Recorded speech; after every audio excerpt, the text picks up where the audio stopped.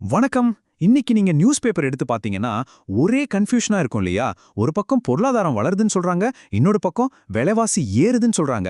ஒண்ணுக்கொண்ணு சம்பந்தமே இல்லாத மாதிரி தெரியுற இந்த நியூஸ் எல்லாத்துக்கும் பின்னாடி ரொம்ப ஆழமான ஒரு கனெக்ஷன் இருக்கு. அதைத்தான் நாம இன்னைக்கு பார்க்க போறோம். முதல்ல இந்த புதிரைய பாருங்க. இந்தியாவோட பெரிய நிறுவனங்கள்ல ஒன்னான அதானி குரூப் அமெரிக்க முதலீட்டாளர்கள் கிட்ட இருந்து ஃபண்ட்ஸ் வாங்குறாங்க.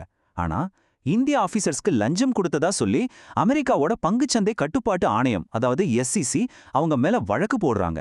இது எப்படி சாத்தியம்? இப்போ இந்த முரண்பாட்டை கொஞ்சம் கவனிங்க. ஒரு பக்கம் BMW மாதிரியான லக்ஸரி கார்களோட சேல்ஸ் வரலாறு காணாத அளவுக்கு அதிகமாகுது. ஆனா அதே நேரத்துல நம்மள மாதிரி சாதாரண மக்கள் வாங்குற காய்கறி, மளிகை சாமான்கள் விலை, அதாவது ரீட்டைல் இன்ஃப்ளேஷன் பயங்கரமா ஏறிக்கிட்டே போகுது. இது ரெண்டும் ஒரே நேரத்துல எப்படி நடக்க முடியும்? அப்போ இந்த சம்பந்தமே இல்லாத மாதிரி தெரியுற ஹெட்லைன்ஸ் எல்லாமே ஒரே கதையோட வேற வேற பக்கங்களா இருக்குமோ? நாம வாழ்ற இந்த சிஸ்டம்ஸோட உண்மையான முகம் என்ன? சரி, வாங்க இத பத்தி கொஞ்சம் ஆழமா பார்க்கலாம். முதல்ல இந்த எல்லா புதிர்களையும் ஒன்னா சேர்க்கிற அந்த எக்கனாமிக் நூலை பிடிப்போம். பணம் எங்க போகுது, யாருக்கு லாபமா மாறுதுன்னு நாம புரிஞ்சுக்கிட்டாலே பாதி விஷயங்கள் நமக்கு தெளிவாயிடும். BMW கார்களோட விற்பனை 17% அதிகரிச்சிருக்குங்கிறது பார்க்கறதுக்கு தேசத்தோட ஒட்டுமொத்த வளர்ச்சியா தெரியலாம். ஆனா உண்மை அது கிடையாது. இது செல்வம் ஒரு சின்ன குரூப் கிட்ட மட்டும் அதிகமா சேர்ந்துகிட்டு இருக்குங்கிறதுக்கான ஒரு அறிகுறி, அவ்வளவுதான். அந்த லக்ஸுரி கார் சேல்ஸுக்கு நேர் எதிரான ஒரு கணக்கு இது.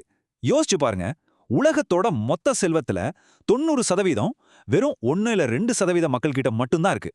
இதுக்கு என்ன அர்த்தம்? பொருளாதார வளர்ச்சி எல்லாருக்கும் சமமா போய் சேரலைங்கிறது ரொம்ப தெளிவா தெரியுது. இந்த நிலைமையை தான் சமூக ஆர்வலர்கள் நவீன அடிமைத்தனம்னு சொல்றாங்க. அதாவது பெரும்பான்மையான மக்கள் அவங்களோட உழைப்பை வித்தா தான் வாழ முடியுங்கிற கட்டாயத்துல இருக்காங்க.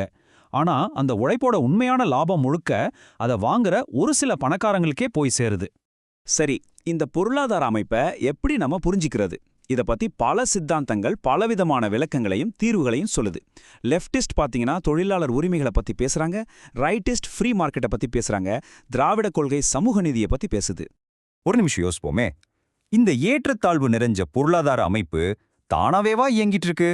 இல்ல, இத நாம கேள்வி கேட்கக்கூடாதுன்னு நமக்கு சொல்லிக் கொடுக்கப்பட்டிருக்கா?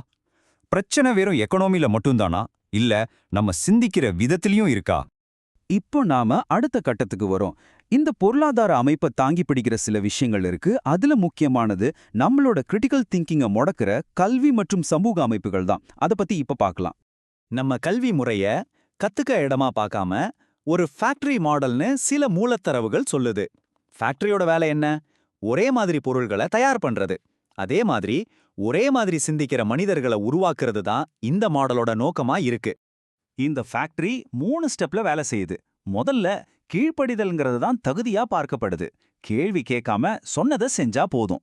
2வது, அறிவை தேடுறது போய் மார்க்குக்காக ஓடுறது தான் முக்கியமாகுது.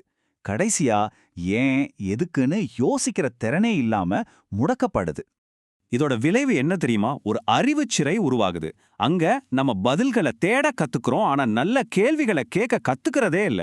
இதனால சிஸ்டத்தை கேள்வி கேட்கிற சிந்தனையாளர்கள் உருவாகாம கொடுத்த வேலையை செய்யற ஊழியர்கள் மட்டும் உருவாகுறாங்க.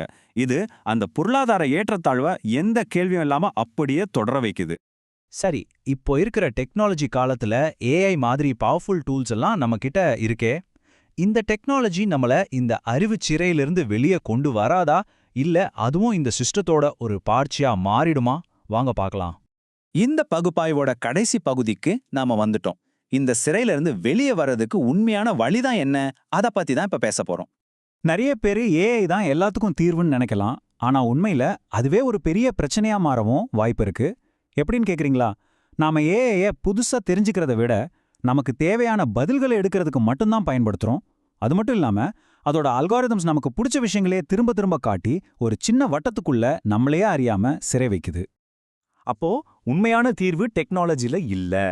நம்ம கிட்ட தகவலுக்கு பஞ்சமே இல்ல. ஆனா அந்த தகவல்களை வச்சு அதிகாரத்தையும் அமைப்புகளையும் கேள்வி கேட்கிற தைரியம் தான் நம்ம கிட்ட இல்ல. பொறுப்பும் சக்தியும் நம்ம கையில தான் இருக்கு.